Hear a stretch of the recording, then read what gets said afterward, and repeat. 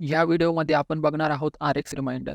इथे तुम्ही तुमच्या ॲनिमल व्हॅक्सिनेशन म्हणजे प्राण्यांच्या लसीकरणासाठी आणि डॉक्टर व्हिजिट्स म्हणजे डॉक्टरांच्या भेटीसाठी तुम्ही रिमाइंडर सेट करू शकता. हा फॉर्म ओपन झाल्यावर सगळ्यात पहिले ॲनिमल नेम यात तुम्ही तुमच्या कोणत्या प्राण्यासाठी रिमाइंडर सेट करायचे आहे ते तुम्हाला सिलेक्ट करायचे आहे.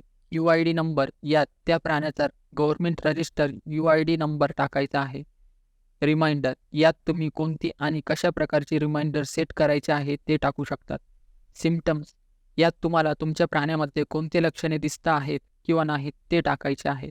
शेड्यूल मेसेज यात तुम्हाला तपासणी दरम्यान काही ठराविक संदेश डॉक्टरांना द्यायचा असल्यास तुम्ही यात टाकू शकतात. शेड्यूल डेट यात तुम्हाला कोणत्या दिवसासाठी हा रिमाइंडर सेट करायचा ते तुम्ही यात टाकू शकतात. नंतर तुम्ही कोणती आणि कधी रिमाइंडर सेट केलेले आहेत ते सगळे तुम्ही इथे लिस्टमध्ये बघू शकतात.